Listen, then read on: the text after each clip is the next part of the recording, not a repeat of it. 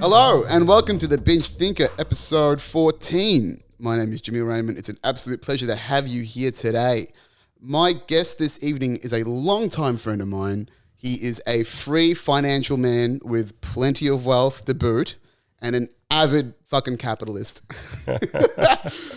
Please welcome my friend Daniel Pendlebury. Welcome, Daniel. Thank you for having me here. Oh man, it's a fucking pleasure. Like, we've been talking 35 minutes previous to this, and it's like, fuck, save it for the pod, right?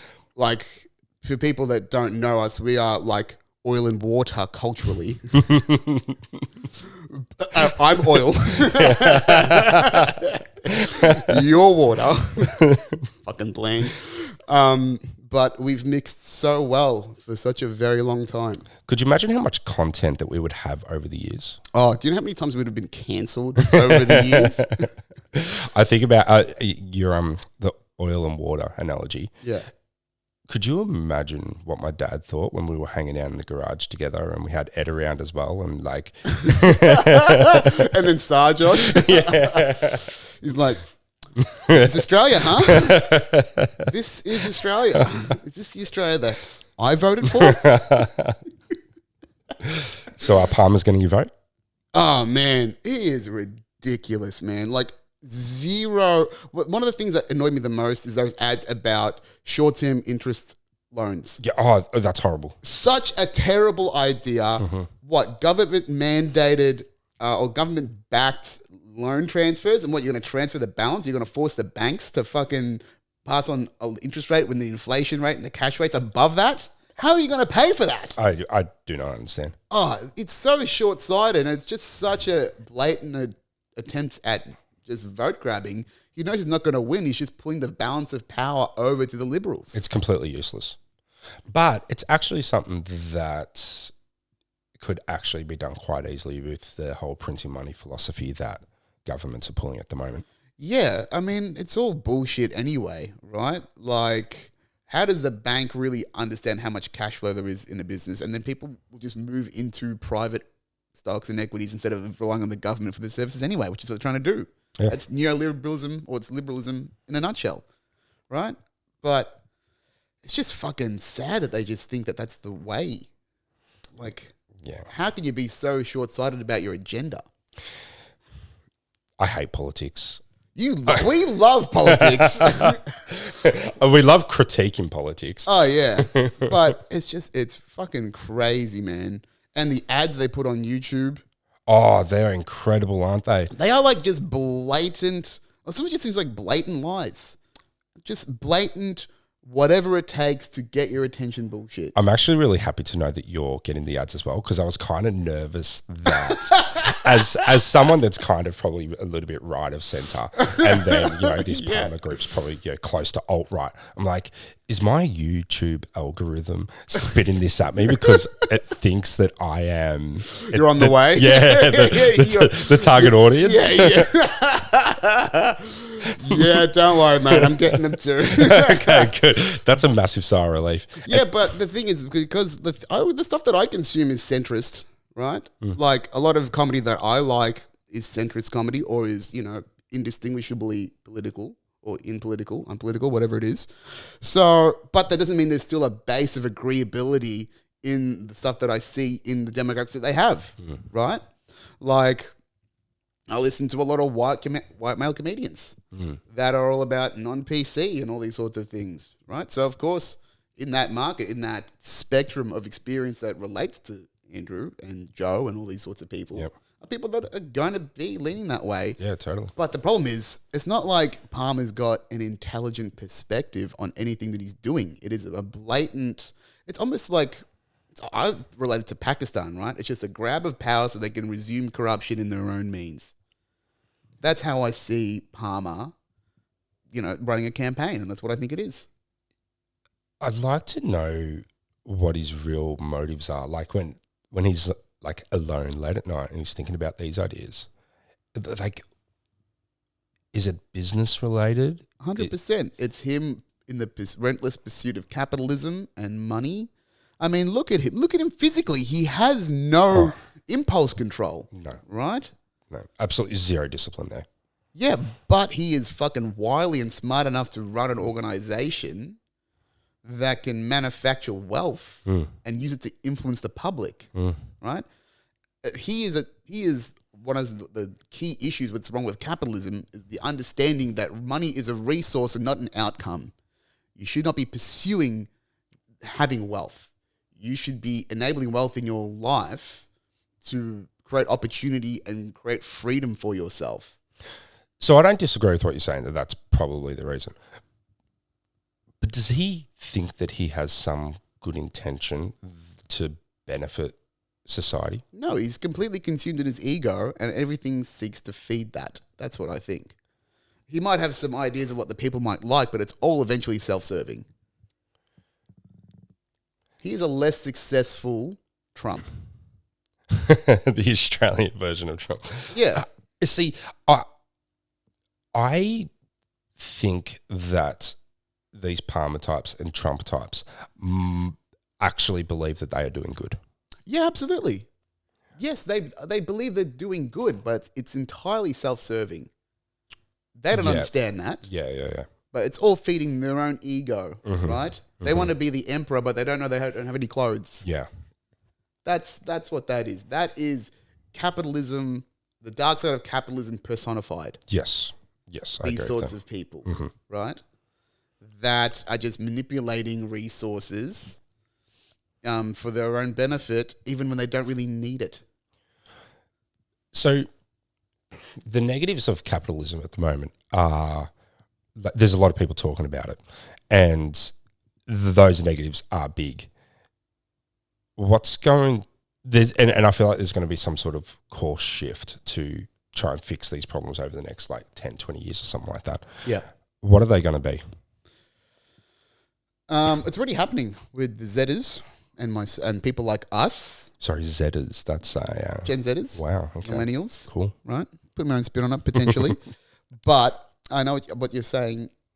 It's people like us that are having these conversations it's the Great Awakening, it's the Great Resignation, it's people that are valuing their well-being and defining what is enough for them. That's going to change the shift in time, right? It's generational. I think it's starting. Once we see the transition of wealth potentially from the boomers to the millennials, you'll see a lot more things change as they literally naturally have to die and as estates pass down. You'll see a lot more digital nomads. You'll see a lot more lifestyle based. Like, I can see if COVID was to keep going, we would all be on self-sustainable fucking ecosystems and farms and shit like that. You know what I mean? The wealthy would be creating their own containerized lives and spaces and ecosystems. Yeah. So, thankfully, and that's not a bad thing. I don't think this is necessarily a bad thing, right? It just means if people understand their own space and they won't want to cramp themselves in the city, they'll be closer to work that they can do elsewhere because there is so much abundance. The problem is the people that don't have the resource to do that. Yeah, the have-nots, right? There's always going to be... That's always going to exist. This spectrum of experience is always going to exist. There's always going to be a bottom 10%. But in time, the bottom 10% could look great. The bottom 10% 30 years ago was fucking terrible. To the bottom 10% now. I agree. So we're always constantly evolving in that space, but that does not mean that they're not going to be there. But there's always going to be upwardly mobile people. Me, us, you, right? That's just going to keep happening. It's cyclical. So I feel like that we're heading towards, or that there is a push towards a socialist or a UBI sort of program, universal basic income. Yeah. Do you think that's coming? Maybe, and I don't like it. I feel like that COVID and JobKeeper and the easily accessible cash, it was like a dip in the toe in the water of that. And I think that people loved it. People loved it, but who's maintaining that? And who is providing the services that are necessary to spend that income and circulate it back into the economy? Well, you can just create the money. but who is going to do the work that's required to create services and products to exchange value? And that is where you get the for capitalist argument from. Oh, I'm for capitalism. Totally, yeah. You should benefit from all of your acquired capabilities, strengths, whatever it is required to, acquire wealth, acquire your own well-being, whatever that is. We are still hunters at heart. We've just changed from fucking hunting meat to survive to hunting fucking stock, shares, right? Opportunistic, ideas. That's what we're both doing, right? I'm pursuing an idea. You're pursuing an idea. Ultimately, if both of this fell apart, we would still be able to eat, but we can't even eat what we're doing, right? No. So business is the hunting ground. It's the Wild West. And thank fuck we have rules that regulate it fairly well to an extent with laws and whatnot. But our entire developmental stage was based on us being able to hunt in the fucking fields and kill shit, capture for our own, and we should benefit from that. And there's nothing wrong with it. It's I feel like that I take a lot of that into say like business. Yeah. I see it as like a competition. Of course. And I love being able to compare myself to say like the restaurants that I own, how they are, the franchise restaurants, you're in a network, so you can see how the other dozens of restaurants are performing and like benchmarking yourself against those. Yeah. And it's like, so I've got a target, like there's a name on that leaderboard and it's like, I'm going to get that. 100%. And it's like, I won't stop until like, just got to keep doing the right thing until you claw that down. Motherfucker. Hell yeah. Right? That is an inherently masculine thing, is to compete, right? Is to overcome. I'm all about it. I don't, there's nothing in my life now that I don't try and pursue to be the best at. Yep. I want to be on top. That's fine. Accept it, right? Things that are wrong now are for people that do not compete. Yes, that is so true.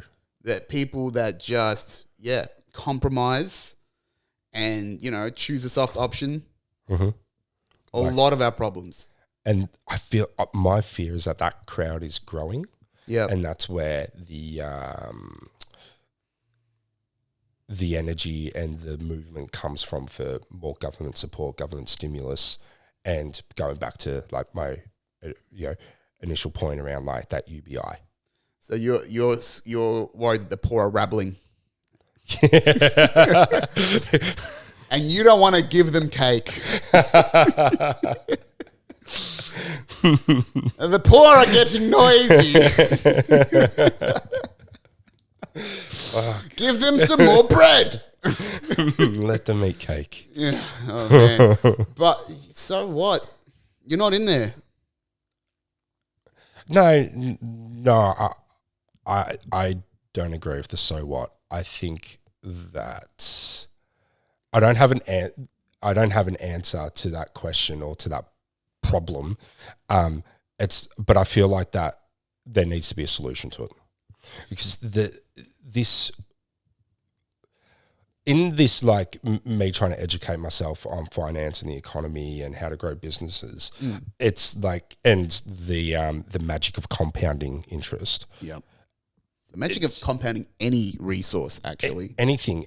But like once you've got it, it's easier to grow. And it's like once you make your first X amount of dollars, the next one's easier. Your first milli. And so on and so on. Yeah.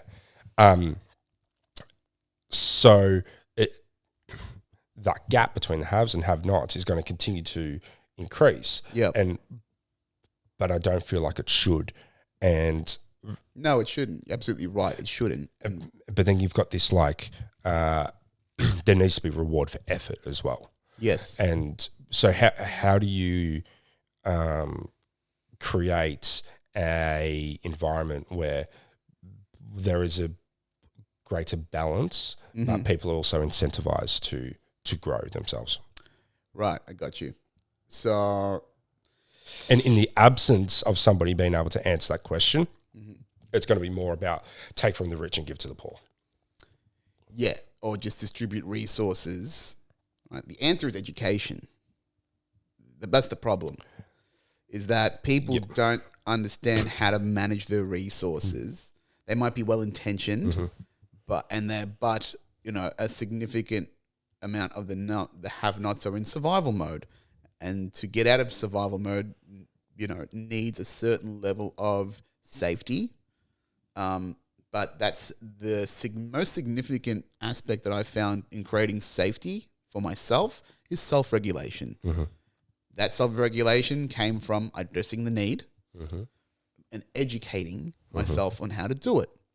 So that's why we're having this conversation right now. Totally. Education is the answer to so many of the financial problems in society, is that people live in survival mode. They don't understand that how money is a resource and it's replenishable, and how to manage that to build capability and wealth in your own freedom at almost any level of income. Yep. But it's all about conscious choice and effort. That conscious choice part is the really difficult first step. 100%. And I don't see many people taking it. No. It makes me sick when I see, I hate gambling. I don't mind playing poker for fun with my dad once in a while, but the amount of wastage that I see in men with sports bet and gambling, it's just like, wow. Please don't check my sports bet usage. Yeah, but you're playing with funny money. Totally, yeah. Right? You're not pissing your opportunity away. This is a big difference. Big difference. When I go to Crown with my dad, I'm playing with money I could lose. Yes. I still freak out. I get more afraid of playing poker with $200 in my hand than I do selling multi-million-dollar contracts. Yeah. So weird. Do you think an element of it is that you might enjoy playing with this $200 and it might turn into $2,000 and you're like, ooh. No, it's just I'm so protective about my own money in that space for some reason. Right. It's not the temptation of greed. If I'm winning, I want to win for pride. Sure. Yeah. Right? I want to win to be on the fucking top. Back to the competition. Yeah. I will do plenty of things for glory. Right? That I have seen. Yes. I do not deny that. The money doesn't matter, but the money doesn't matter somehow for me because it's mine. Yeah. And I think it's just, I'm afraid of I'm probably just more afraid of, I'm at a level where the experience ends. I could lose my fun. If I'm sitting at $200, that's not a lot when you play at $1-2 hands or 1-2 pots. No. 1-2 blinds at Crown. It is the buy. Did you know the 1-2 tables don't exist anymore? They got the 1-3s, haven't they? Yeah. Yeah. I mean, that's smart for them. Totally. Yeah. Fucking why not? Anyway, enough about how much I hate gambling. Again, it's just, I don't care. I want to come back to that competition side of it. Sure. And put another layer on top of it. So I'll do anything to chase down that next spot on the leaderboard. Oh yeah. But there is this term that I got presented with called compersion, which is the competitive nature where you want to beat the opposition, but you also don't want to destroy them either. So you want them to be doing well. Yeah. And I think that that's a really important aspect of whatever you're doing as well. It's kind of I want to make sure that whatever I'm doing in business is ethical at the same time. 100%. Business does not have to be a zero-sum game. Correct. It absolutely does not, and that's one of the key mindset shifts you need to have when you're in business or in capitalism or existing in the world. Is that no one has to lose. Yes. You can create win-wins. Resources, money, wealth, value can be created in reciprocation, and it's not about there's competition. Someone will lose, but no one has to die. No one has to get hurt. Yes. There is enough. An abundance mindset is a key fundamental element to financial freedom. is to believe that you are free and that there is abundance and there's enough for you and for everyone to live well. It's in the restaurant precinct where I am. It's really funny when like you open up there and you can see the people that have the growth mindset who welcome you in and they come and chat to you and they're curious about what you're doing. Yeah. And then the other people, the other owners or operators of those restaurants are like looking at you from a distance, or if you go up to them to like order some food from them. Yeah. Just as an example, I walked up to one of the restaurants to order food one night. Yeah. And the guy there was just so cold, gave me nothing. I would like to have a bit of a chat and talk about things, and he just gave me nothing. Just took my order, gave me my food, and I left. Fuck. And it was, but I really feel for that guy because he runs a pretty good business. Was he Asian? He was Asian. Was that just part of the experience? You know it's good food? Because I get treated like shit at Vietnamese restaurants in Footscray, and that's how I know they're great. This was a Nando's franchise, so. Oh yeah, no, not white people food. You can't do that with white people food. And he was just he's there 7 days a week, and you can tell that he is not in a great spot, burning himself out, money's down. Nando's. I mean, I eat a lot of Nando's because out of necessity, because it's the only decent chicken that's around here, and I eat a lot of chicken. But I'm surprised it's lasted as long as it has. I think if it didn't have such a strong brand with particularly Muslims, like ethnic families, I reckon they'd be gone by now. Yeah, probably. They've done really well. They're having massive issues internally though at the moment with their existing franchisees and the renewals of their leases and their refurb costs. And my cousin got his license basically revoked. They just cut him out. Yeah. A few years ago. That's a scary thing where you spend so much time trying to build up a business and it has this value to it, and then your franchise agreement, license agreement just comes to an end, and they can just take away all that value that you've built up over the last 10 years. Yeah, it's insane. Actually, Telstra's doing the same thing with its franchisees at the moment. And that's millions of dollars gone. It's crazy. Maybe for context, though, talk about your story, because for the people at home, they don't know about why you're being the monopoly guy in front of me right now. I've always worked in hospitality. Started flipping burgers at Hungry Jack's when I was 15. And I gave him plenty of shit for it. And dropped out of uni and to pursue a full-time role at Hungry Jack's. I then moved into... I forgot about that. Good life decisions. I know, at the time. Those late night overnight shifts opposite the Stamo. Oh man, Wally on ice. Yeah, a career choice. I could go to uni and get a degree, or I could watch a First Nations person smoke a pipe in a cool room many weekends in a row. So he was my first business mentor.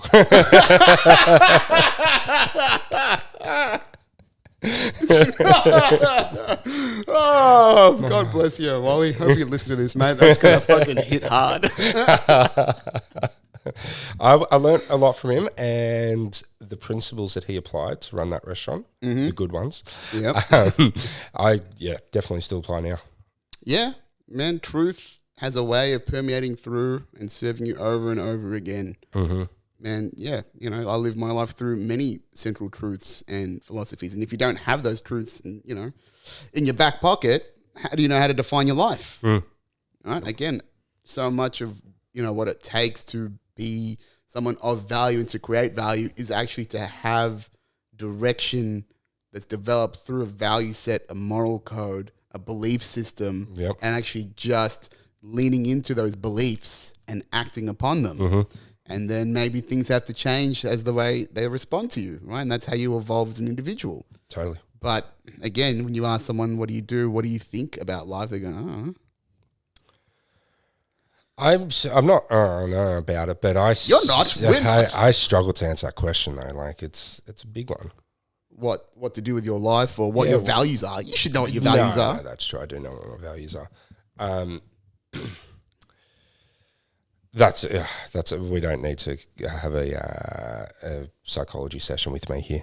I mean, we could. I could probably learn a lot. Oh yeah, this is. I mean, I'm a borderline therapist at this point. Therapist, that was the word I was looking for. Yeah. I've actually been very impressed listening to your other pods and the journey that you've been on, and it's fucking weird, isn't it? Knowing the me you knew. Yeah, that's the crazy thing. Is like hearing you talk about high school and like being there to see that from another perspective. You're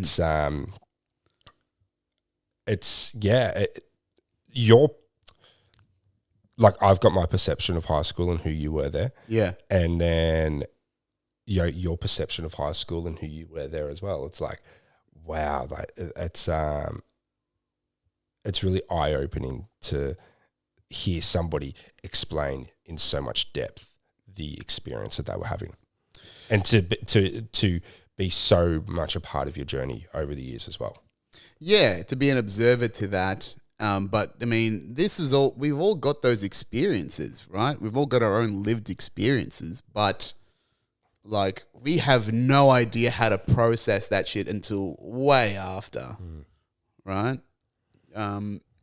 So that's, who knows? All we really retain is the emotional signature of how we felt in that time. And that interpretation of that changes over time as well. Mm-hmm. But it certainly fucking shapes our identity and how we perceive who we are. Mm-hmm. Those are the stories that we tell ourselves that define who we are now. So it's funny to understand that those stories back then are still echoing in me today. Yeah, totally. And it's fucking insane to think about that, right? Is to understand how much the depth, the power of thought can influence your experience. Mm-hmm. And again, that this self-awareness and cultivating that and using these tools to fucking unkink all this shit, it's a fucking crazy experience, right? And I don't think it's talked about enough. Absolutely not, no.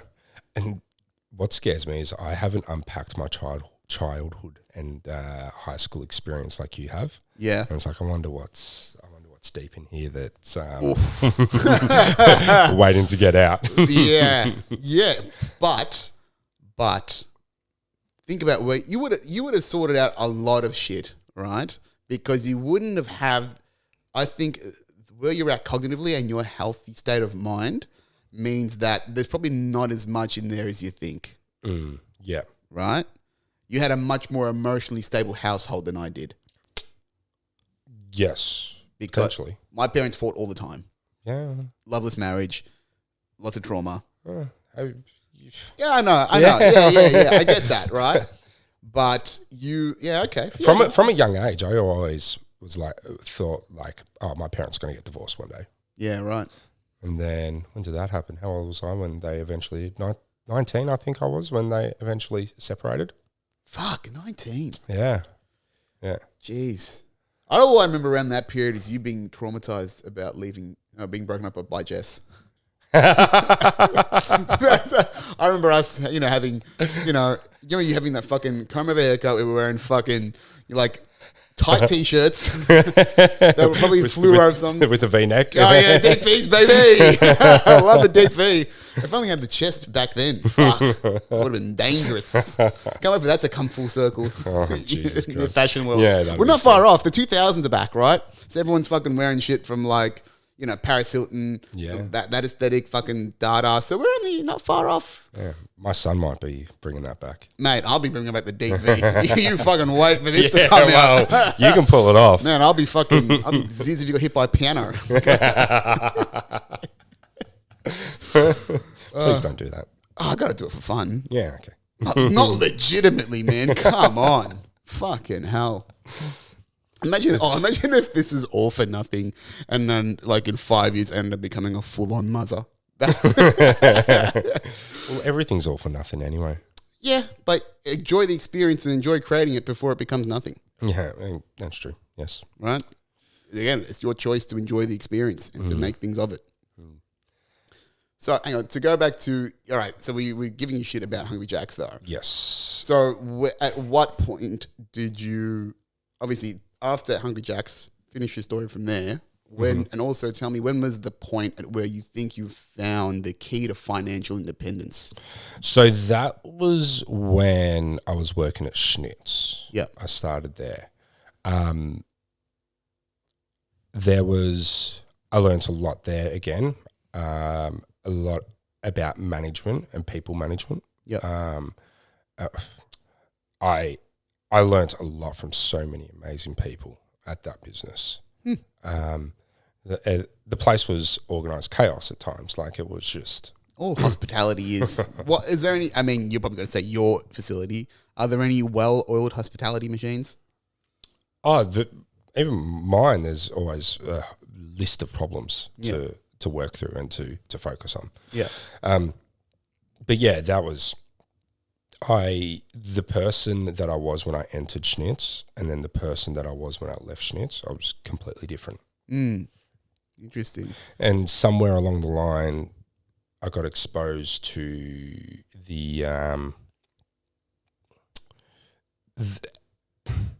it's one thing knowing like how much money, say like a restaurant brings in or any sort of business, but what comes out the other end and all the lines on a profit and loss statement, how you can control those, the levers that you can pull, and the minor percentages that you can tweak with, and what that spits out at the end, and how much influence you can have over that. I learned that there. Right. And so like fine tuning the financial machine. Yeah, totally. You put 1 or 2% on your top line, you put 1 or 2% on a couple of different lines of your costs. Yep. And then the profit that comes out at the bottom can be,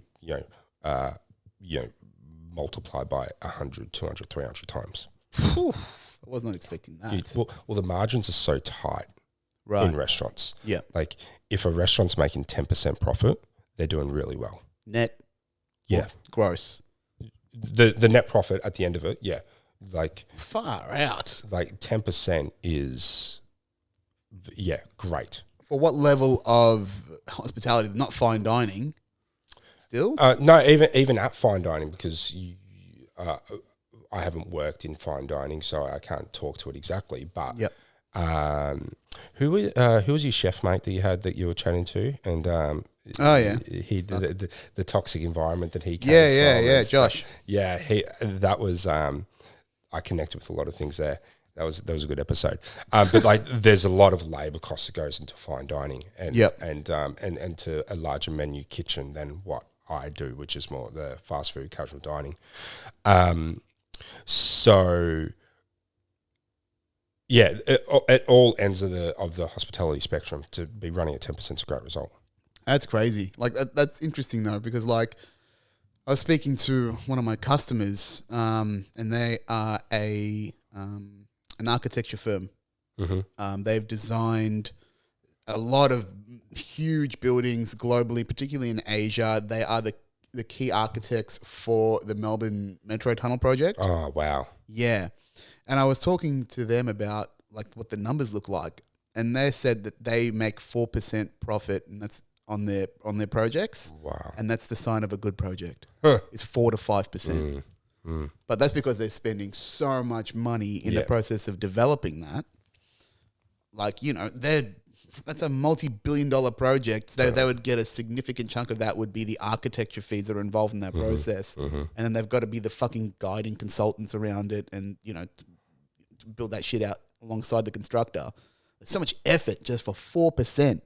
But again, the numbers, the compounding, people don't appreciate that. Right? And people don't care for the numbers, but they're so important. Numbers do not lie. Our interpretation of them changes. Yes.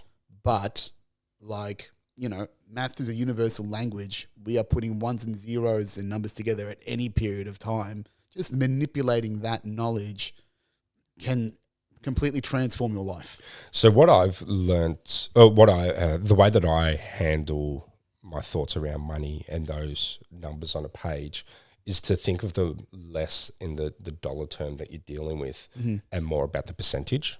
Yep. So then might just be like my coping mechanism for the scale of the money that I'm now working with. Yeah. That if you think about your cost or your sale at being like, depends if you're talking about buying a house or the cost there, or if you're talking about the business where your sales are, you think about that as 100%.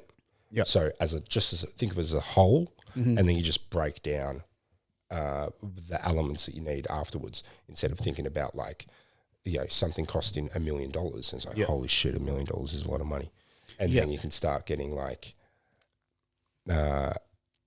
you could start second guessing yourself or getting concerned by the outcome or the risk. Yeah, you're contextualizing it, and then the context creates safety in your decision making. Yes. Like I remember when I first started getting into sales that were chunky, right? Like, when I saw a customer was spending like $10,000 on a service, I was like, ooh, fuck, that sounds like a lot. Now, I had a $12 million sales target last year. Yeah, I've heard you talk about some of the numbers that you're chasing, and it's like, wow. Yeah, it did not faze me. And you think about, that's like one gear in the cogs of the massive business. But you don't. Again, that's because we're attached to the resource, right? When you work in the water industry, you don't worry about a cup of water, right? When you work for electricity, when it's a commodity, which it is, you are able to disconnect from that potential, because literally it is just a flow. Yeah, it's just a flow of resource, enabling different things, creating different opportunities, creating different outcomes. And there are a lot of parallels, but the way you manipulate numbers to manipulating yourself as a human being. That's what I'm doing with biohacking and my diet and exercise, right? Just tweaking at these little bits and pieces of yourself, and then having a compounding effect over time for better health capability. And it's the same thing. Like when you break all of this down, like they're all just resources, just flow of resources, money, food, information, truth, numbers. We're just tweaking constantly, using our minds to sort of play with languages that work, right? That the universe has decided to correct and, reward us with. And we're just constantly doing that and searching for that over and over again. Once you disconnect from that, that is, I think, a key part of the wealth mindset. Yeah, right. Yes. Oh, and developing anything, right? You are just this alchemist of design, resource, tool, whatever it is. Yep. And just all energy. It's all energy, just swirling together, and then that congeals into matter. I haven't thought about it like that, but it's so many of those concepts are just what I do in the business on a day-to-day basis. It's just energy that you're trying to that flows in and out of the business, and you're trying to harness as much of it as you possibly can. And that's probably like, that the energy that flows into the business, if you're taking away 10% of that energy afterwards, that's, you're harnessing 10%. Yeah. Then that's a good outcome. Yeah, that's great, right? And the reason why I think about it like that is there's a quote, I think Jocko Willink said it, like, once you see the way broadly, you see it in all things. Yeah. And that's something that I've always been good at, is to notice the patterns and the similarities in different processes, right? For example, if I use diet and money again, diet, I'm manipulating numbers and calories. Totally. Fats, proteins, carbohydrates, energy intake, right? Energy balance. I'm outsourcing that because I'm not the expert. Finances, I got an accountant because I'm not the expert at that, but they're manipulating my money for me. Yep. Again, just numbers. Everything around us has a value perceived to it, and we're just manipulating that value towards an outcome. I like how you do that. Your analogy of in one of the pods that you had, outsourcing the nutrition side of what you should be consuming. I mean, how clever, how simple. Yeah, because it's just you don't have to worry about it. Yeah, it's a flow of energy, of resource that I am not good at managing. So I give it to an expert, and it comes back in compounded value. And that's that's a useful part in any business. You get rid of the shit parts that you are not good at, that are a sink of your skills and time and money, and you give them to someone who can do it well. Yep. And you earn the most proper resource, which is time, right? You get that back, and energy. Right? Yeah. I talked about it last week. The tiers of commitment. So I've said it again, but fuck it. It's really good model. Really fucking good model. All right. I swear to God, I'm 3 episodes in a row. I don't give a fuck. So there's 4 different levels of commitment. Money's number 1. Time is number 2. Energy is number 3. Identity is number 4. Yes. Right? We're all striving for identity. We will commit time, money, energy to the identity of who we are. Yeah. And then again, it dribbles down. You will give money and time for good energy. You will give away money to get back time. And money is the base resource. Yeah. So it's the commodity. So learn how to manage the commodity and the rest will build over time. Yep. It makes so much sense when it's just broken down into a simple table like that. Yeah, man, that model, that guy, Matt Church, he's the guy I told you about when I was doing the thought leader stuff. Ah, yes. He's the author of that model to me. I don't know if he created it, but he taught it to me. And again, transform the way I think about things, right? Yep. You can apply that to anyone in any position. You can get, if you gauge those 4 things, you can create a value system for that individual and you can sell to them, right? Because I know what he wants. I find out by conversing with them, what do they value in their identity? What sort of energy is this experience giving them? Right. Yeah. How much time am I taking up of theirs? Yeah. In that time, am I giving them positive energy? Am I adding value to this engagement so they see me more favorably? Yeah. And they trust me to actually reinforce their identity as a good decision maker in their business. Yeah. And then they will exchange money. When that's done right, they will give me their money because I've reinforced the hierarchy. And the cycle repeats. Rinse and repeat. That is relationship selling 101. I feel like I need to do a sales course. I think I'd love it. Yeah. I mean, you already got the hunt, mate. We both love the hunt. Totally. So I don't think you need to do a sales course because I didn't. I've been taught sales. I learned a lot of my skill set naturally and just picking up things with your natural interest over time. So you look up a little bit of research and things like that, but sales process, you would figure it out. And that's what YouTube's for. Yeah, right. I said this last week. I've half made a sales course or an account management course. It's hearing you talk about that is very inspiring. Oh, thank you. The course or me being good at sales? No, you developing a course. Right. That's like to kind of go back to the start as to like how do we educate people, like to be participating in the pursuit of trying to educate people. Yeah, like that's it seems so fulfilling and rewarding. Oh, it is, and contributing. Yeah, I'm a man of service. I've always loved to teach. You know how much I love information. You know how fucking smart I am. So that is my resource that is freely given and received. And I really enjoy teaching people, coaching people, making them feel good, getting them to feel, make them better. And it's just natural. And it's a natural energy. It's free. And that passion is free energy. Yeah. So it's just part of the journey. What else am I going to fucking do with it? Not do it? I feel compelled to. Yeah. It's, it's, do you think you connect some of your identity to it? Well, like when you talk about that hierarchy before. Yeah. I love being a teacher and a mentor. Right. Yeah. I've kept count of the people. I've received numerous feedback. I collect the little wins of the experience that I create for people and that have been grateful to me. Absolutely. It's a big part of my identity. Yeah. I think you have to, me now stepping into a leadership role, I think you need that in you. Yeah. Right?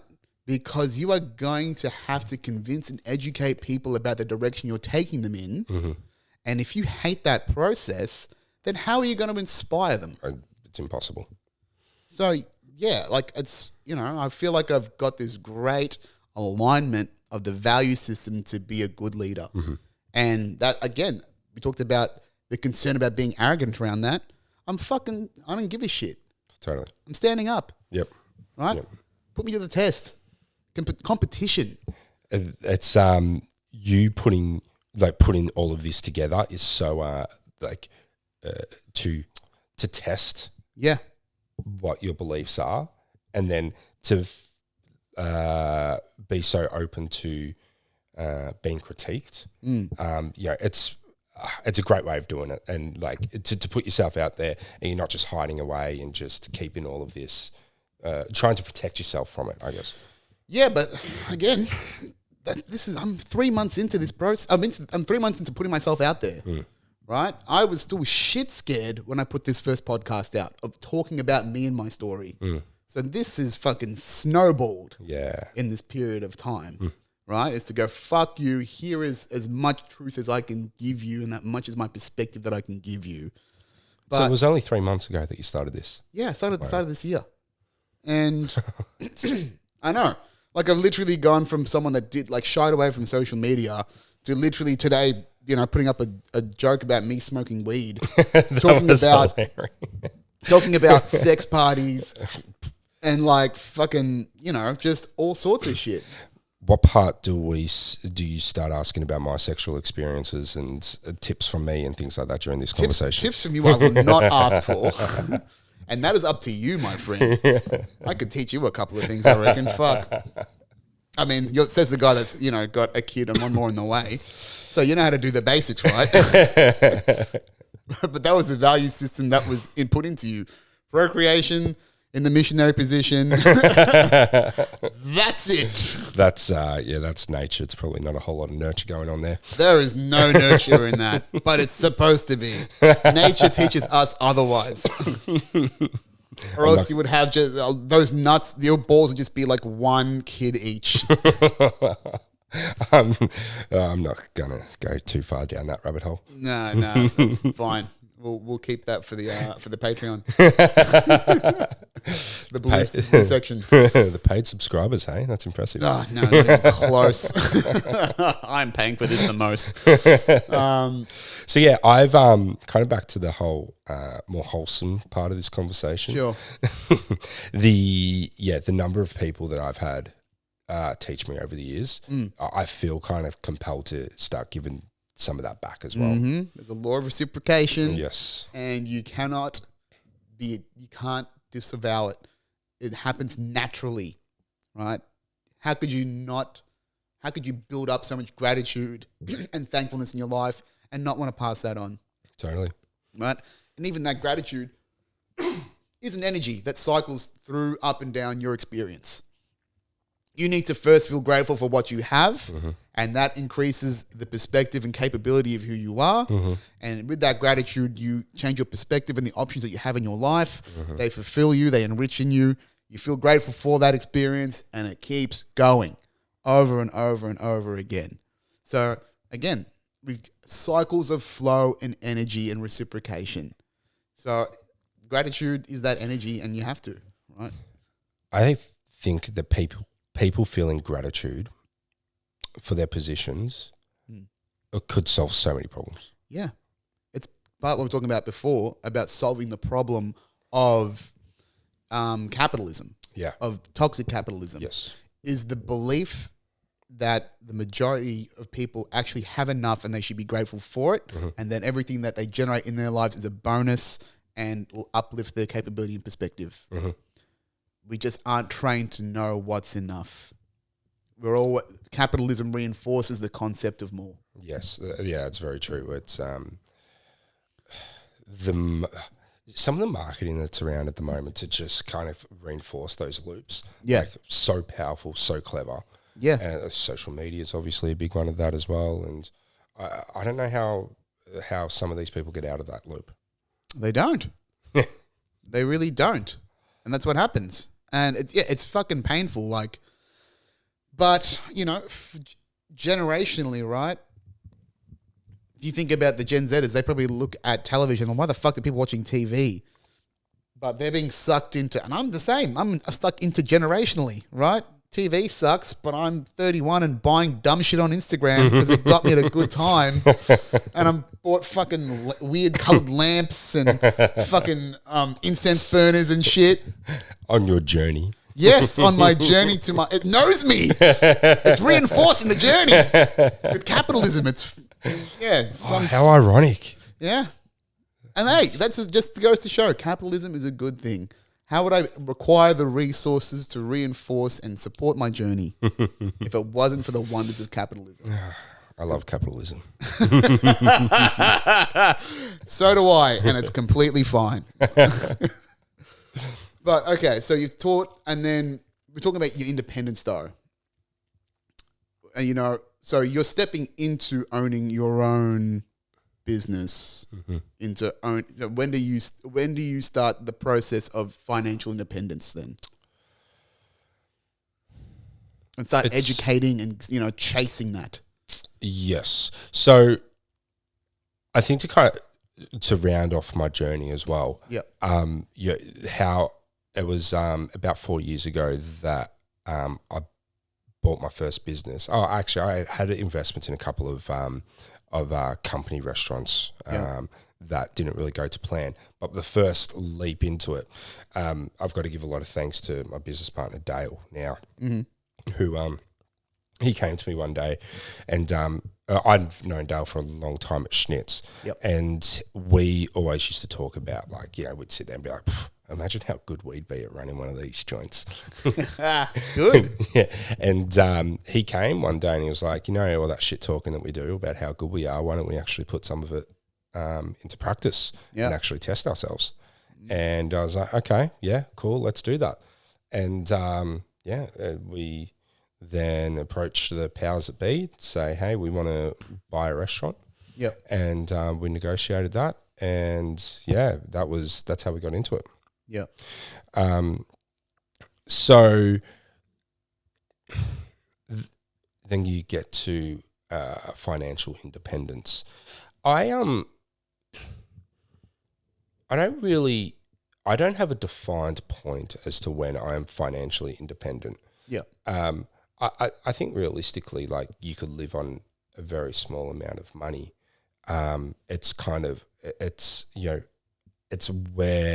It's where you want to get to, how much do you want to consume, I guess, and where are you comfortable at?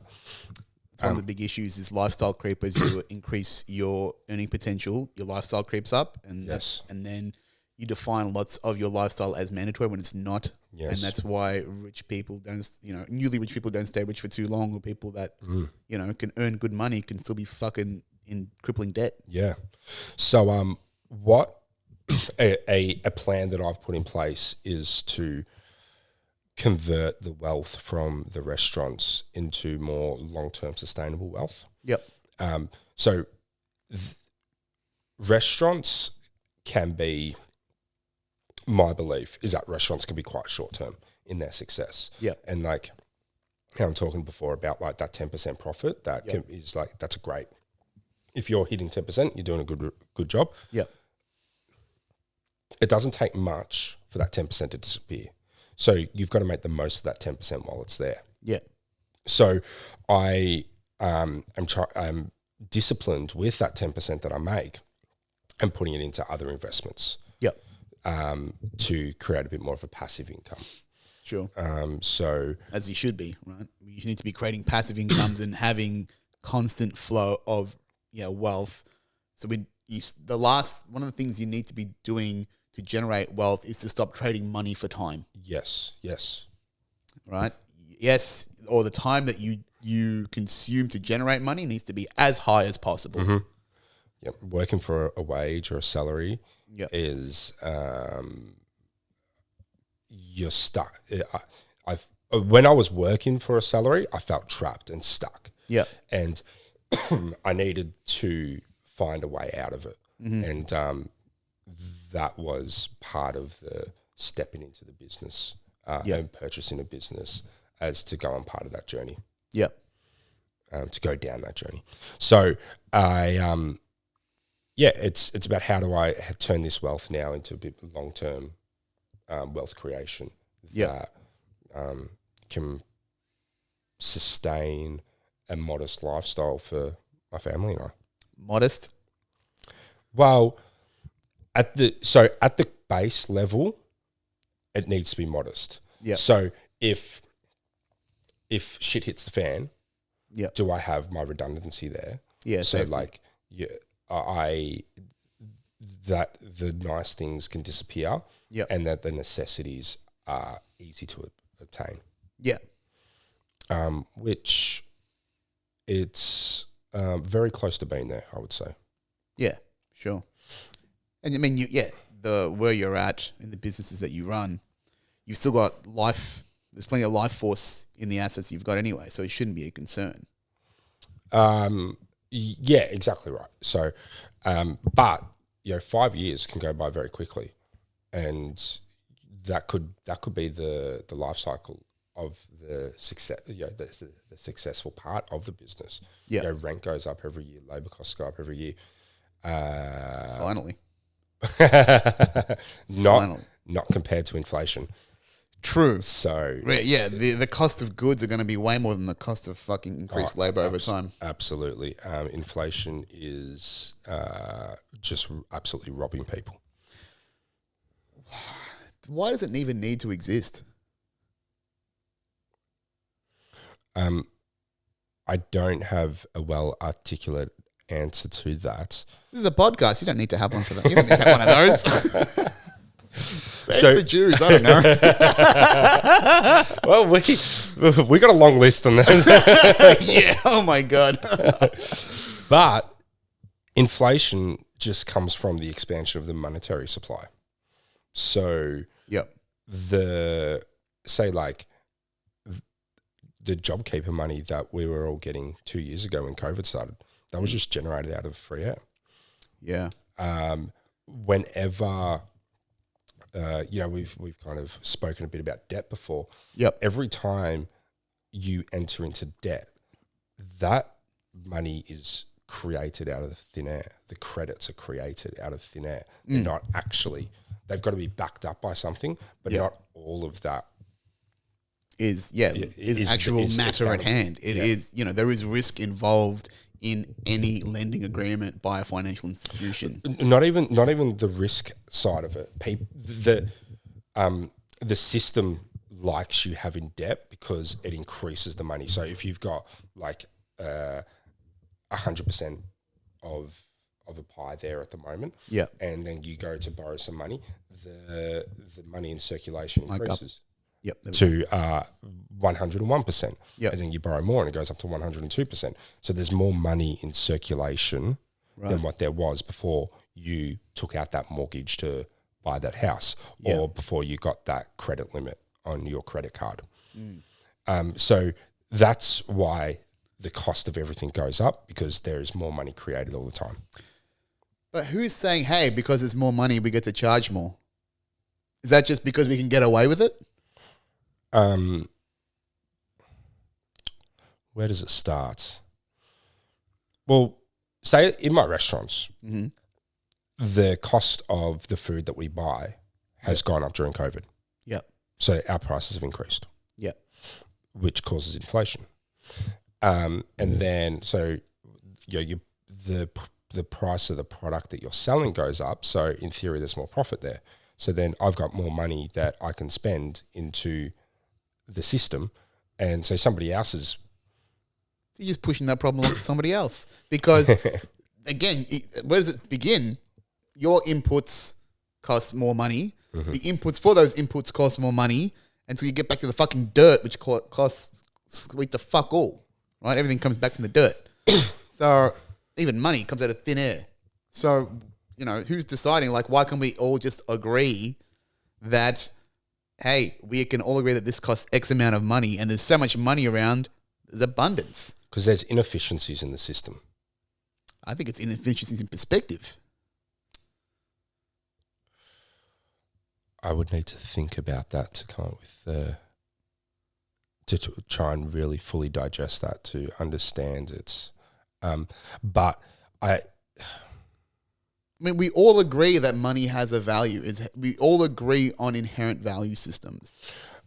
So the Bitcoin community will say that is possible. And that's why there is a ceiling on how many Bitcoins will ever be mined. Yeah, but isn't there a computational deliberate scarcity of that resource? Yes, correct. Which is somehow more tangible than gold. Absolutely, yeah.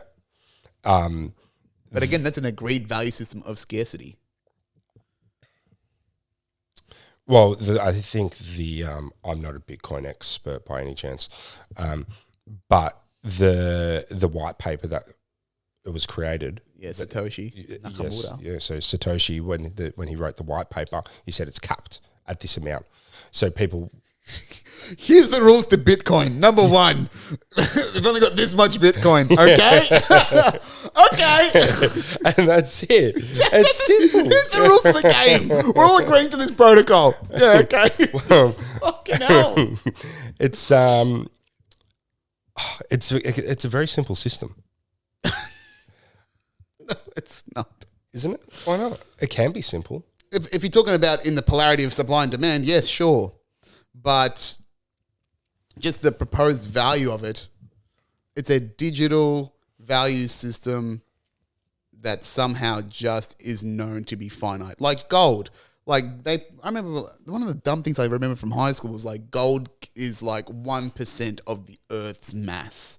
And because it is so finite, somehow they've discovered that it's that little. I don't know how, because they keep finding more of it everywhere.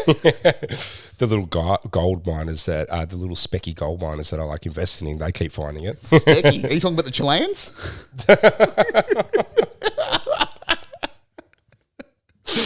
Here we go. We're going down the cancelled route. That's keeping that one in. That's good. Yeah, fuck it. That's great. But no, you're right. There is scarcity to gold. There's a limit to how quickly it can be pulled out of the ground, and that's what keeps a cap on the price. You're talking about like what I think the point you were getting to around Bitcoin is, why does the price keep going up? No, it's just like how do we know it's scarce? Have we just agreed it's scarce? Is there a computational system that believes that, reinforces that it's scarce? You need to get like a Bitcoin expert on here and you can ask those questions. I would actually like to listen to that, because I steer away from it, but I hear bits and pieces. Yeah. I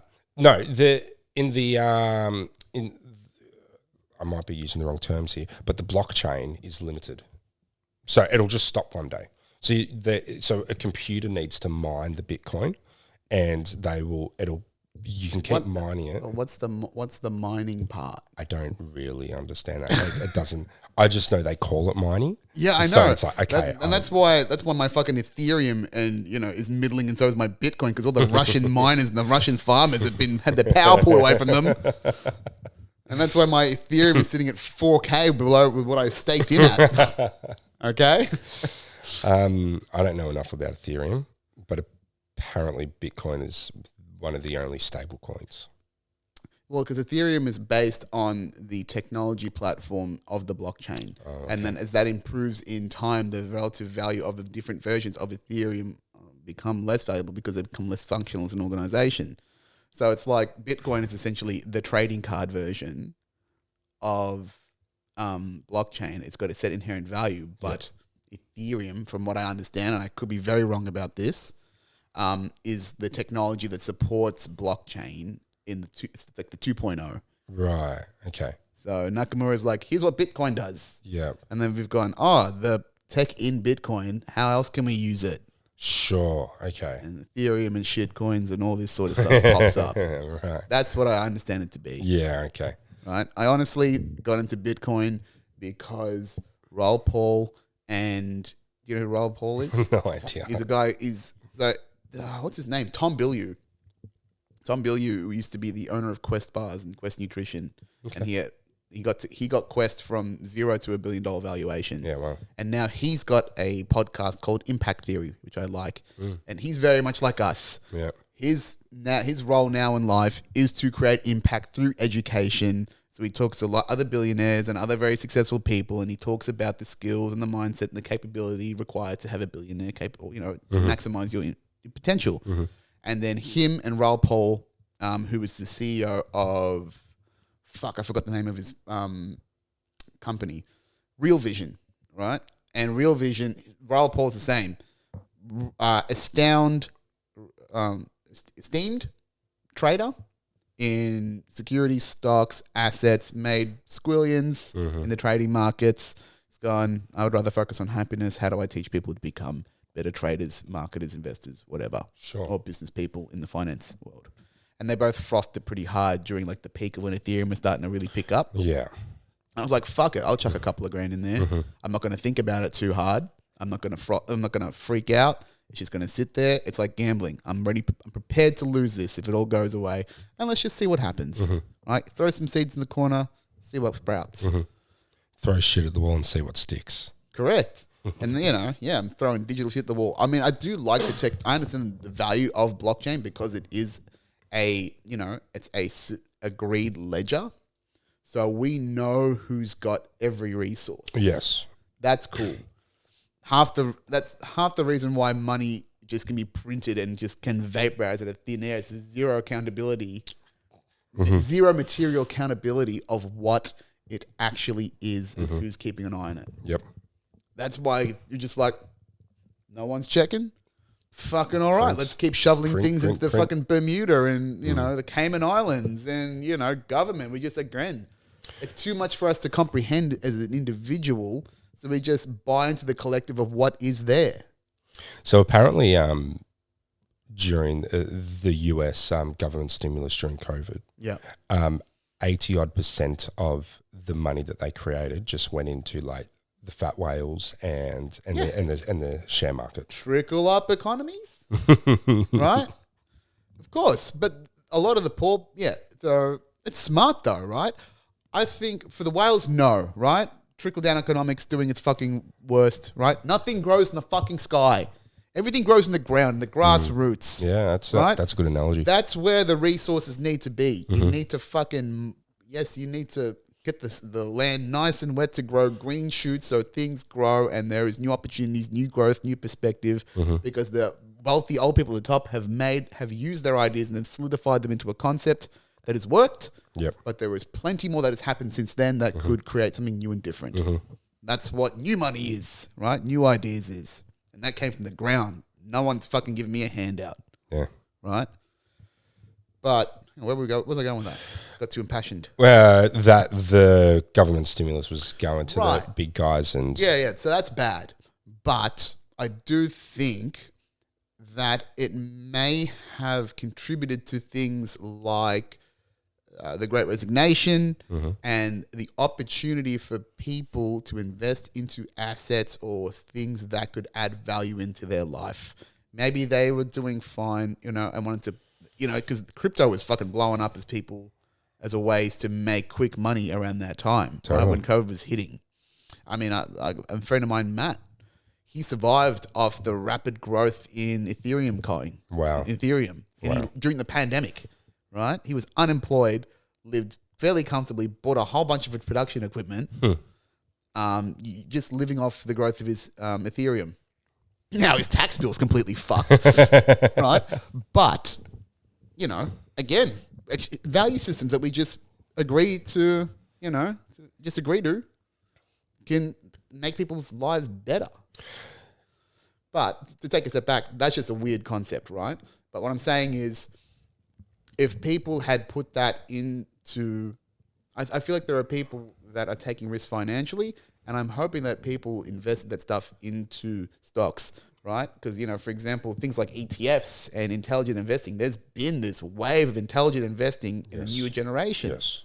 Now, has that been fueled by things like an increasing middle class of the haves? Yep. Right? And the aspirational have-nots, the people that are sitting in the middle that had to not work and going, well, shouldn't I be smarter about this? This is free money. And then also the systems that were created as well, like the Robin Hood. Stocks that, what are they? Sorry. Lost the word for it.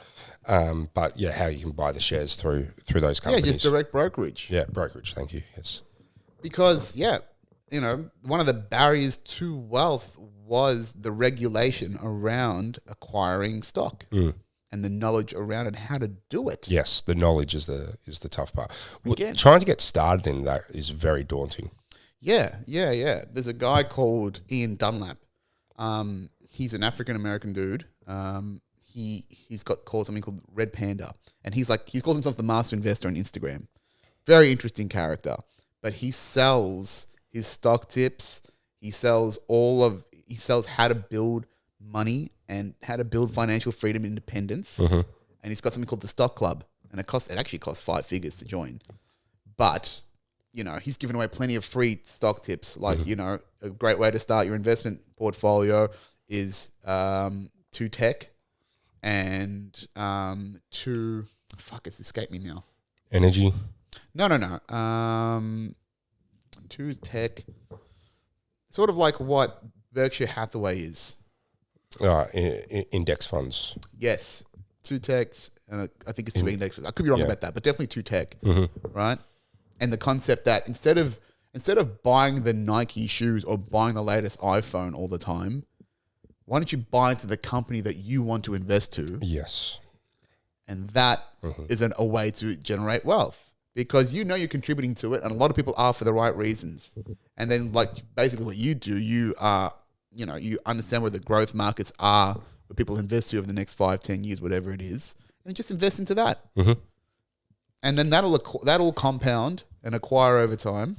You can get some really good ETFs that will track an index and get 10% growth, and you put 10% growth on 10% growth, and after 25 years, you can live a very comfortable retirement. Yeah, and it doesn't take that fucking much to do it. You just got to know that money, that 25% of your income that you are definitely putting away for investment, which is what you should be doing, 20%.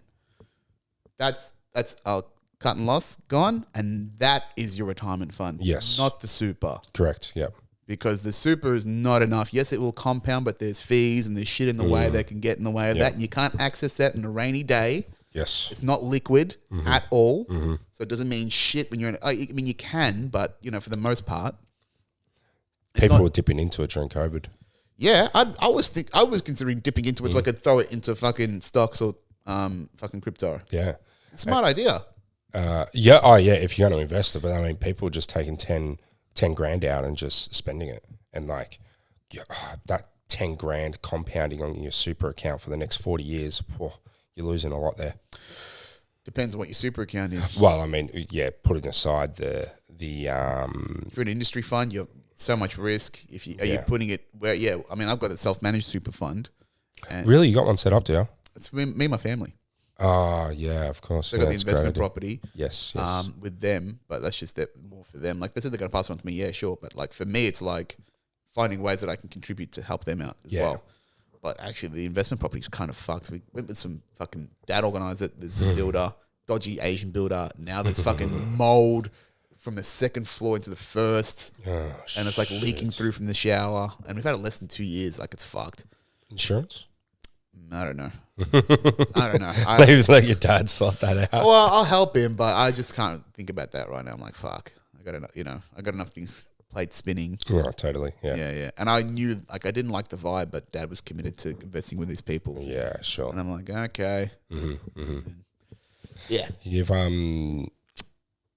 got to pick some of those early investments. Once when you're going on that journey, you got to get the first couple right.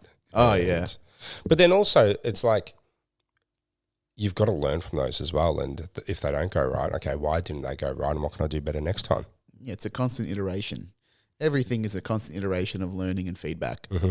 But it can be so much riskier to fail, financially than in any other pursuit. But again, that just depends on how much money and how much of your lifestyle are you sacrificing to enable that. So the way that I think about it is, say, putting all your money into a restaurant. Yeah. As an example, when we first started, I was like, well, what are the consequences? Let's say, so you assess your risk. Yep. And then be like, okay, so what's the chances of me losing all of my money here? And then it's like, okay, if I lose all of that money, how will that affect my lifestyle? Versus if this works and I have my moderate forecast plays out, Yep. like the upside on moderate success is just so much greater than the downside of a small risk.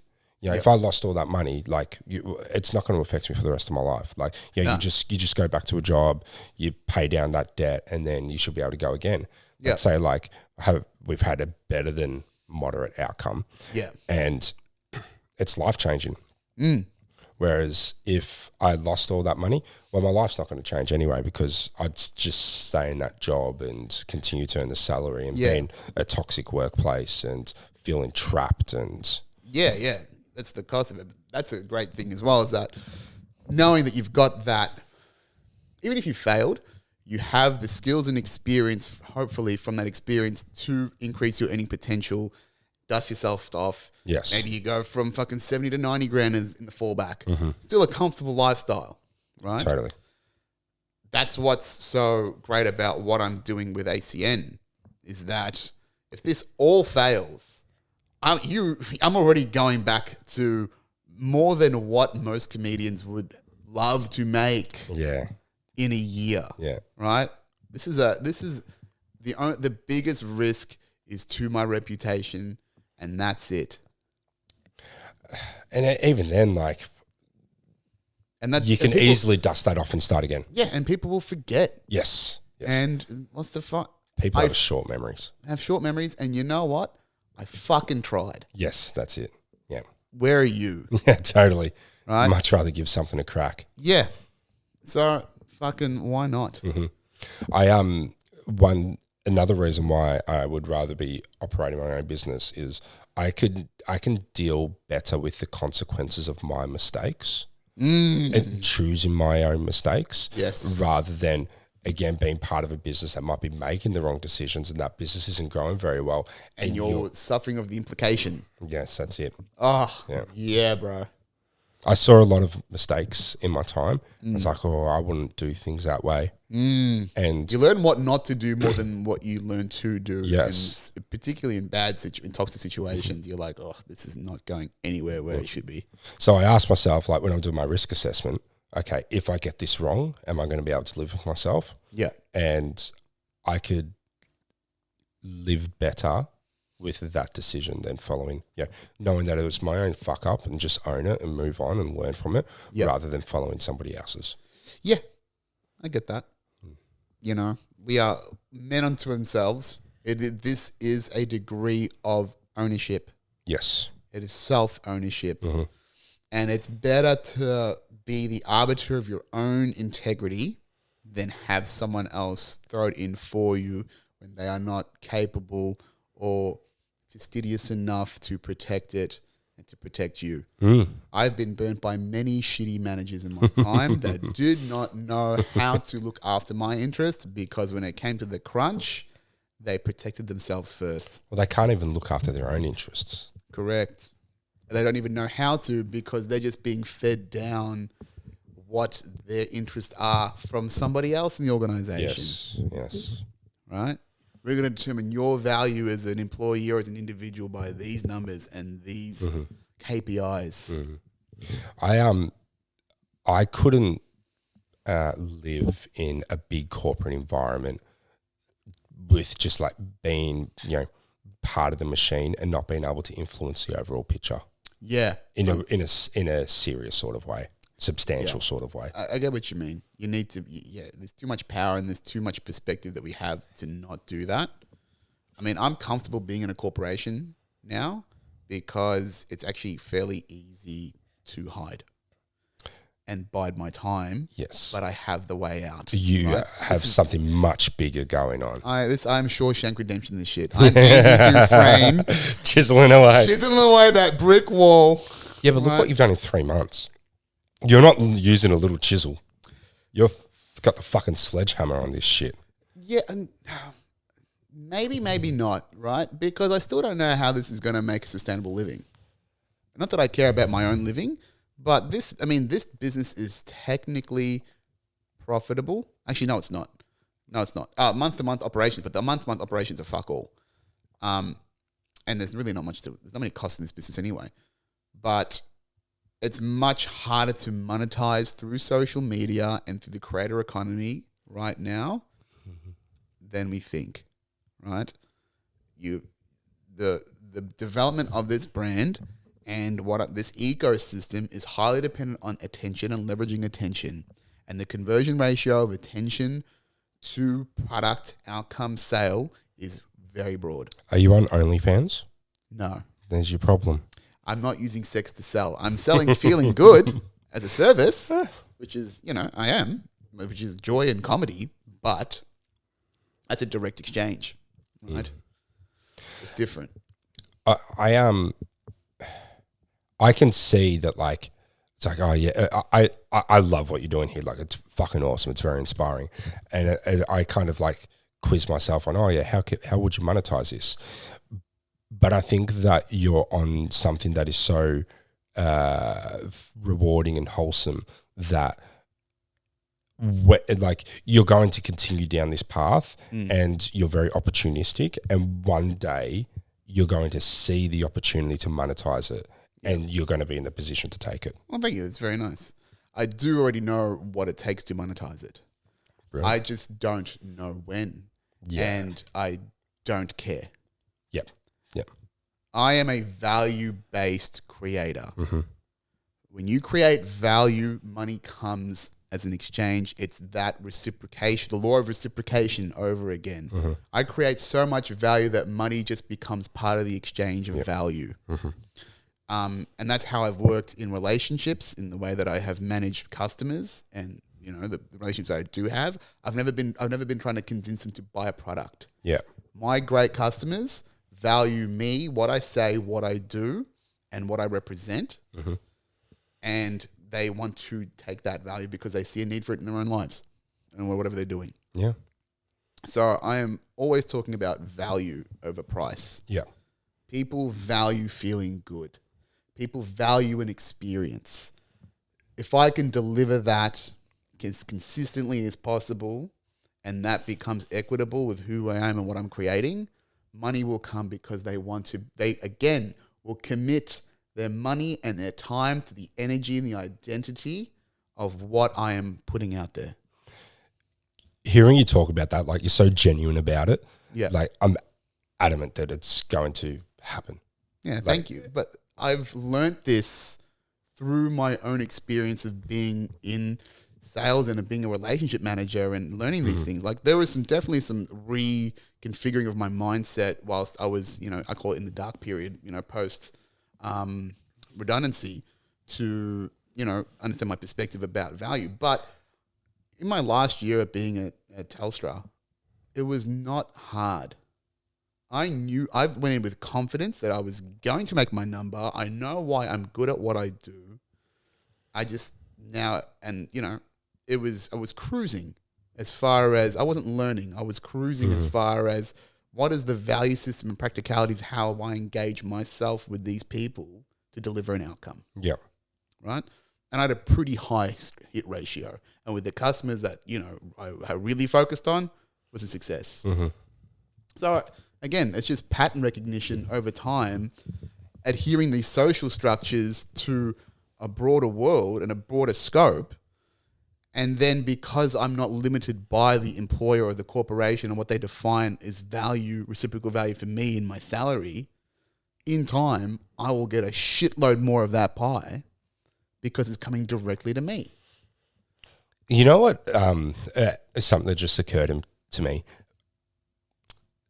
I'm fairly critical of like being in a corporate environment. You feel a very similar view. Yeah.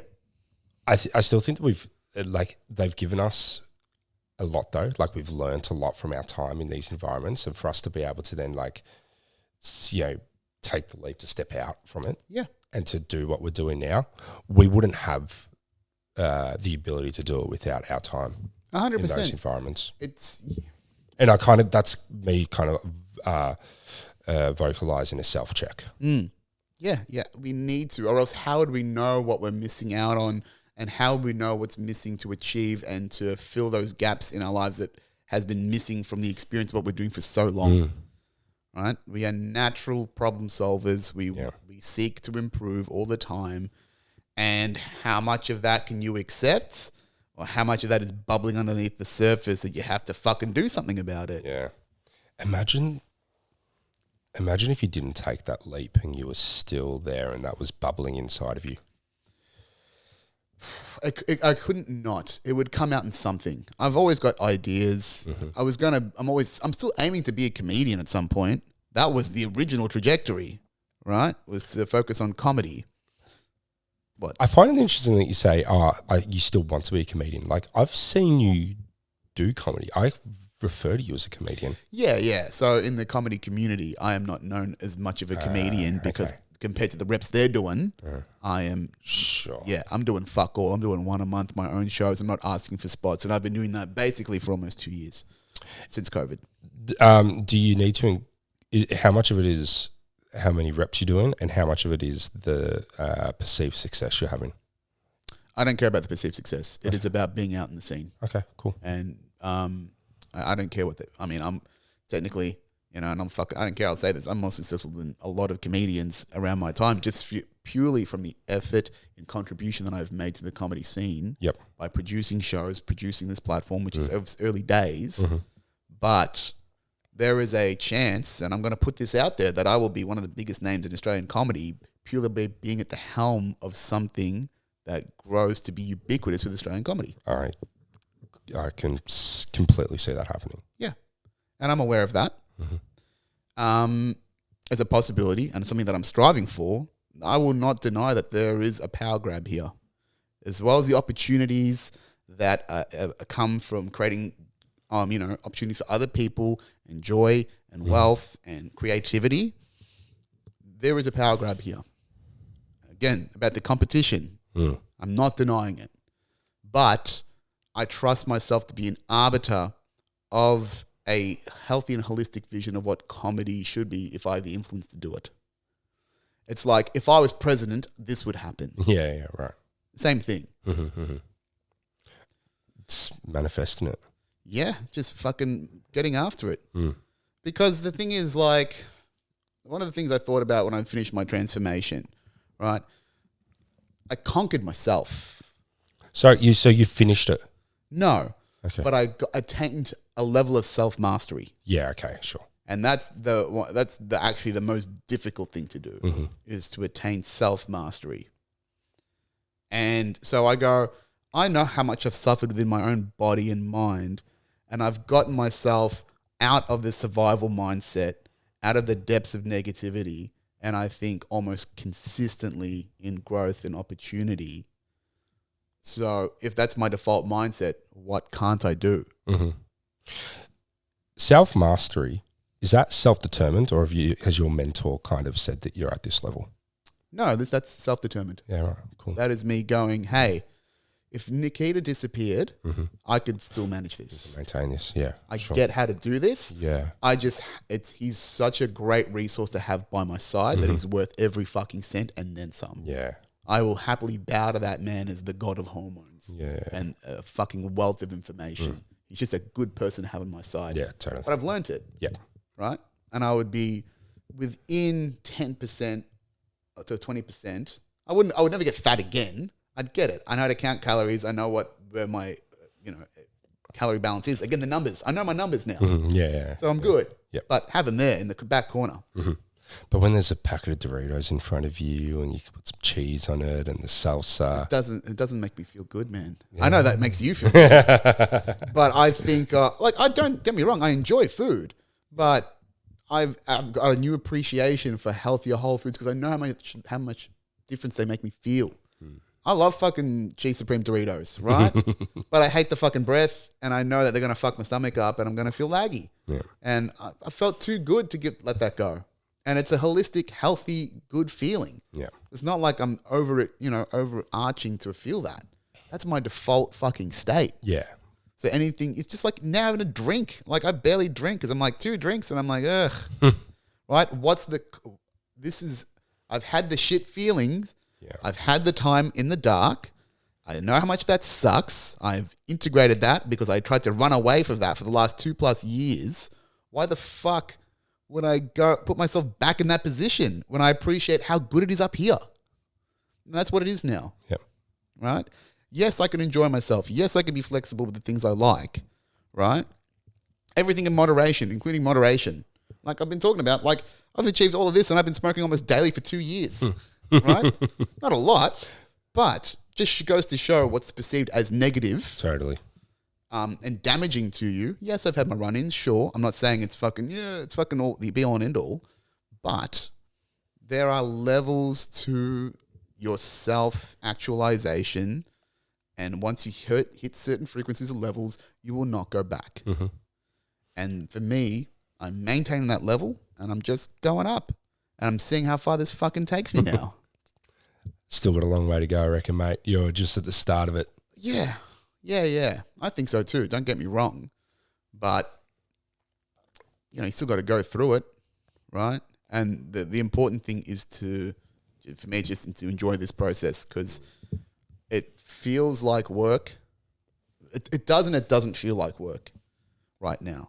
Yeah, I'm tired, long days, lots of insecurity, but there is just intense belief in the path. There's something extremely rewarding about the grind when you're building something for yourself, by yourself. Yeah, laying the 5 bricks every day because the dream house will get built. Yeah, and it gives you that energy to keep going. Yeah, I've said it multiple times. I've said it again. Passion is free energy, right? I have spent through this period of self-discovery and spiritual awakening honing in on the things that make me feel good and just committing to those things. Mm-hmm. Being of service, being an educator, being a leader, giving, because the receiving is immense. And you just focus on those things. And then how I articulate them into something that's more material is just doing things that I enjoy. Comedy, music. I'll get back into music soon as well. Again, all just feeling good, all just manipulations of energy.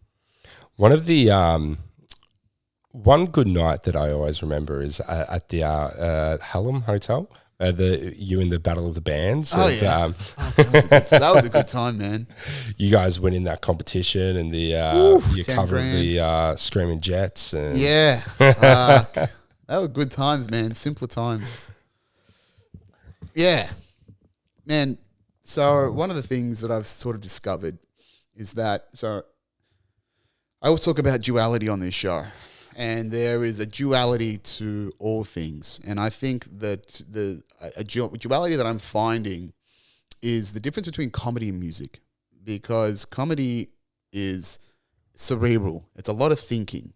It's a lot of release from the mind as you connect multiple dots towards a singular outcome. Mm-hmm. There is a degree of logic to it, and that creates that, the physiological release of aha, which is actually just an inverted laugh. Ha, ha, ha. Ah, this is where we are at. This is what we've discovered together. Mm-hmm. That's the thinking. The polarity of that is the feeler, right? Music it just makes you feel great, makes you feel amazing, right? And that you feel that in your body more than your head. Right, it's holistic. You want to dance, you want to move, you want to connect. The commonality in that is that the music and speech are just waves. Waves of energy with frequency and resonance and tone. And they're just calibrated in certain ways, and we can use those waves to communicate intra-person through this consciousness. Yeah. And that's the same thing. We're all just energy. We're all just waves that are just pushing and transmitting these things to each other. Yeah. And the more you get sensitive to that, that's why you have these fucking weird ass conversations, because you're picking at the commonalities and you're sensing those things. Yeah. So all of this is just transmission of waves, and in that waves is information, just very similar to light. And I talked about on episode, the internet is literally information at the speed of light. Just being transmitted to each other in waves and frequencies. So when you boil things down to that level of granularity, that's when you can start to see the way and see it in all things. Nicholas Tesla said, when you think in, I think it's resonance, frequency, and vibration, everything changes. Something to that degree. Right. And he's fucking right about that, man. A lot of the things that you talk about with the music and the comedy, it's I get that feeling when I'm in the restaurant. So it's when I say to you, I love being at the front and and trying to set the vibe and just give a great guest experience to all of our guests that come through. Yeah. And all the little elements that you can control. And like once you get them right, like we build this beautiful restaurant, all the nice touches, all the nice finishes on them, all the lighting's going to be right. You are orchestrating an experience. Yeah. Got to set the music to the right level. Yep. And then just the way that you're interacting with those people that are coming through, being genuine about the way that your interaction is with them, to being genuine about talking about your product. Yep. And then one of those slithers is the actual food. And so we focus so much on all of these other things, and then it's, oh, hang on, you got the food, that's part of this as well. Yeah. And if you get all those other elements right, all those touch and feels, the food is going to be better when they're eating it. They enjoy it more. 100%. Right? People, we'll say, what is it? People never forget how you made them feel. Yeah. Right? And quality is long remembered after the price is forgotten or something like that. I read that the other day, and it's a fucking great idea, right? Yeah. That's just the material is the opportunity cost of the present moment, right? The exchange of value for what it is. But when you focus on, the vibration, the energy, the resonance of what you are creating, again, you are the material, the literal doesn't really matter as much, right? It's like, I don't care what kind of gift you gave me. The intention is what's important, right? There is this difference between things and nothings. This is a really interesting concept. It sort of fits in the same picture, right?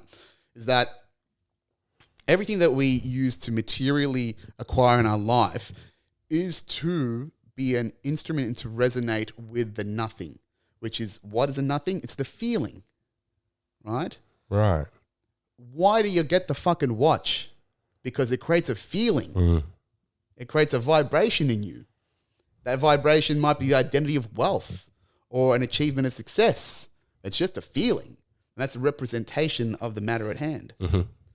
So once you realize that, and yes, it has to look aesthetically pleasing, right? We're still sensory animals. And essentially what your aesthetic item is, again, is just light waves. Is light waves refracting off, right? Hitting matter, hitting our eyes, interpreting whatever the brain says. Yep. So once you understand what matter even is, that perception, that's why things are pretty, right? Because it's just been designed intelligently to hit the light waves in a way that our brains find appealing. Yeah, I mentioned intentions through that as well. And I feel like that the people that come into the restaurant get a sense of your intentions as well. Yeah. And even if you stuff up their order or something like that. Yep. The number of times someone orders a burger and they ask for no tomato, but the tomato's on there. Yeah. You can turn that experience around and them actually leave being happier than if everything had just gone smooth because of that interaction that you've had with that guest. They get a sense of your intentions. Correct. And that you're a genuine person and that you care for them. Yep. And, they remember how you made them feel. 100%. I do the same thing in account management. Yeah. Okay. I used to be the cleaner in accounts. I used to get shitty accounts. People didn't know how to manage them, the customer, the processes. They'd be shitty at Telstra. And I would know how to fix things. I'd come in, I'd solve their problems. Because when people complain to you, they want something from you. There's an opportunity to give to them. And if you can give them that, and the fact that they're making noise about it means that it's valuable to them. And if you can provide that value, the reciprocation goes back into balance. And then even probably as a net positive because you've allowed that, particularly if they felt that lack for so long. Like I had one customer, the architect, I took them from $1 million worth of disputed debt with Telstra. They had almost 4 or 5 years in dispute. $1 million they were in debt to Telstra because of so many fuck ups on the account. Not their fault. Telstra's fault. No one could clean the account up. I cleaned it up, developed this relationship so strong that I got them to recommit over $3 million their entire account for another 3 years with growth because I solved their fucking problem. Yeah. And they wanted to be looked after. Yeah. Right? Gave them a little bit of attention. Yes. You are just fulfilling that need. So it's better to have a customer that has a shitty experience that you fix than a shitty customer that says nothing. Yeah. Totally. Feedback, is so valuable. It's attention. Yeah. People are directing their attention to you because they have a need from you. Yep. If you fulfill that, cycles back in normal. And then, again, net positive, right? Because that depth of experience, that negative experience, gets immediately fulfilled with a temporary uptake in a positive experience. Yep. And just that negative as well, like you say like me in the restaurant, like I feel negative in that time as well. It's like, I feel like I've let down this guest. Yeah. But you got to learn from that situation as well. It's like, okay, what process can we tweak? Or what process do we actually have that we didn't follow correctly? Yeah. And so that take advantage of that time when you're feeling low. Yeah. Or feeling disappointed or feeling like you let somebody down. Yeah. It's all feedback. Yeah. It's all feedback. Mark Norman said that once. He's a comedian, a really good comedian based in New York. And it's like, bombing used to suck when you do shit, but it's all just feedback. Yeah. And how you improve it. Okay, this did not work. Okay, how do I tweak it? Oh, got a better laugh. All right, how do I tweak it again? More laugh. Right? It's just, again, vibration, information, flow. Yep. Just, again, process. And then, if you attune yourself to that non-literal level, to that emotional vibration area level, that's what people talk about when they talk about good vibes and high vibes, right? Yep. It exists because we are just attuned to the forces and fields of energy that are around us. That's what the senses are for. That's the sense doors. They all sense, like skin senses temperature, heat wave. Eyes, light waves. Mouth, ears, sound waves. We are just attenuating to a vibration over and over again. The art and the alchemy is knowing what that is. So few people know what that is. Yes. If I bring that back to restaurants again and business, a business partner and I, Dale, we spend a lot of time paying attention to how other restaurants are running and visiting other venues. And we believe that there are a lot of people that are underperforming in hospitality. Yep. A lot of lazy people in it, or like ignorant people that think it's easy. What's do you reckon the difference is? Why do you think they are? Why is there a difference between you and them? Oh, that we feel like that we're prepared to work harder to improve their experience, and to also the experience and the learnings that we have, we implement those. You also care. Care is a big part of it. Intention, the core intention is the most important thing, right? The intention of how you operate any action will dictate the means of how it is received back to you. Care is extremely important. I don't think a lot of people open up a restaurant or go into business with the intention to not care, because what's the saying, the road to hell was paved with good intentions. Yeah. It needs to be grounded in education. Yes, and experience. Yeah. And persistence. Yes. So we saw an opportunity at our first restaurant that we bought that was underperforming significantly. Yeah. We got a sense that it was underperforming. And we were like, okay, if we produce better food, if we increase the throughput of the people coming into the restaurant. So we would go down there on a Saturday to suss out the restaurant over lunchtime in a very busy food court. And they would have one person on the POS. Yeah. And so they've got there's three POSes that they could be taking orders with. They'd have a line out to the door, only one person on POS. Silly. So they were in this negative feedback loop of trying to reduce their labor cost. Yep. But you get this instant increase in your sales by increasing your labor costs, by putting a second person on the pause and increasing your throughput. Yeah, because, I mean, that's literally, you are killing off 2/3 of your revenue stream by not having those pause things filled. Correct, yep. And then you focus on your product and making sure that the product that those guests are receiving and the increased number of guests are receiving is the best that you can possibly produce. Yep. And then they're like, hey, this is great food. Yeah, I enjoy it. I'm going to come back and keep having my lunchie. And then you give them a great experience as well by having a chat to them and making sure that we're fulfilling their needs. Yep. And then they're like, all right, well, I'm feeling good when I come in here as well. The food's good. I'm getting it quickly. Mm-hmm. It's quite a simple recipe. Yeah, it is. Create an experience. Mm-hmm. Sam and I, when we do Footscray Comedy Club and the Jambo and the gigs that we choose, we agonize about the details. Yes. We agonize about the convenience that we create with Jambo, with the music, with the layout, how the show runs. And that's why we're successful. Yeah. Is because we don't treat it like an opportunity to do stage time and there's people there. This is a show for the people. They need to feel good. They need to be in the best possible experience to have comedy. And when we do that and we focus on that, they love it.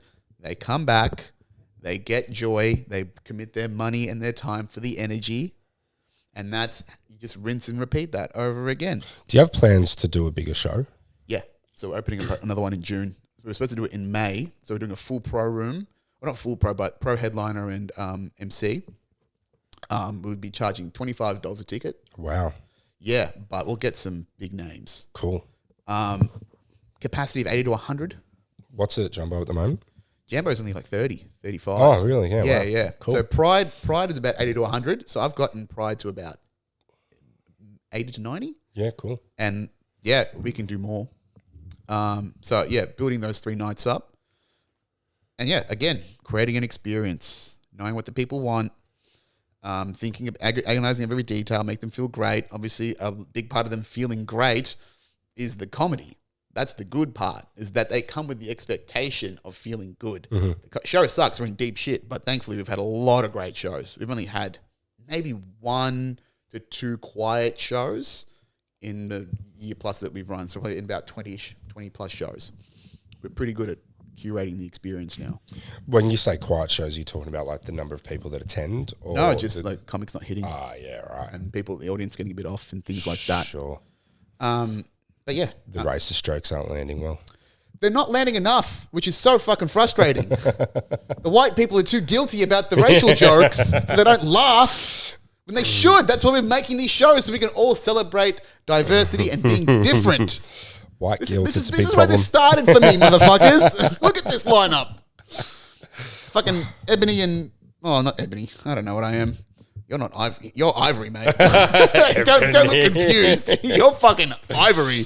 You're I have a pale complexion. Yeah. And it would not surprise me if people in your bloodline actually hunted elephants. Oh, fuck. Man, I think we've been going like 2+ hours. Or almost. Are you serious? Yeah. Or Holy shit, it's 8 o'clock. Shit, we should wrap this up. I'm hungry. Yeah, me too. All right. Fuck, well, another fucking great chat that has flown by. Mate, I've enjoyed it. We didn't even ask any of the questions yet again around finance. You were supposed to educate me on financial terms and literacy. Well, after this is such a great success, maybe I should come back and we'll put a little more structure to it. Oh, man, I can't be fucked with structure. Good chat's good chat. All right. Well, man, thank you so much for being a part of this. It's a lot of fun. I think we've hit, there's fucking, speaking of, 1% of gold, this thing's about 80% plus, motherfuckers. You're in for a treat. Where can the people, if the people want to follow your journey, where can they find you? You're not much of a social guy. No, I'm not big on the social. Where can the people experience your culinary delight and the hospitality that you purport? Sure. So I guess I haven't really even spoken about the businesses, and can give them a little bit of promote. Yeah. So Can you believe he was so passionate about Hungry Jacks this entire time? I will never eat a Whopper again. I don't blame you. Maybe next I'm time not we can far talk off either, to be honest. Like, once I tell you a few stories. I can presume plenty. Probably get done for defamation if we talk about some things that happened there. Oh, yeah. Well, I mean, Wally's probably going to make a phone call sometime soon. So, Betty's Burgers in Southland is the latest one, and what most of my experiences are talking about. Schnitz in Bayside Shopping Centre was the one that Dale and I both in Melbourne. We do have a interstate, and I think I've got a couple of international listeners. So unfortunately, you might have to fly in to feel good. You'll get amazing hospitality. Yeah, and then the last, our third business that we've got that Dale and I started, we have a third partner that came into that as well, Adrian, who has a very successful background in operating cafes. Oh yeah.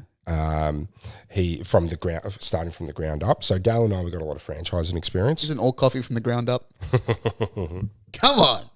Well done. That was dog shit. Stick to the business side of comedy. Yeah.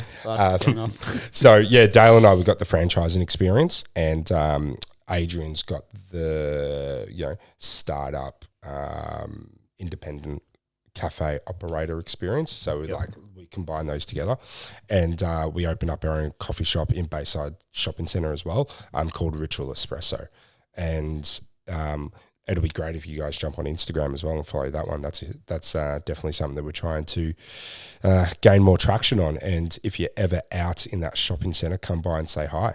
Absolutely. Do it, right? It's not about what he serves you. It's about how he makes you feel in the process. And it's going to be great. Guys, you know where to find me. Instagram, TikTok. Follow Aussie Comedy Network. The content has been so much fun. So many more exciting things coming. We are growing at a rate of knots. What does that mean? Who knows? But we're having fun in the process. Thank you very much, Vinges, for being a part of it. I will speak to you next week. Ciao.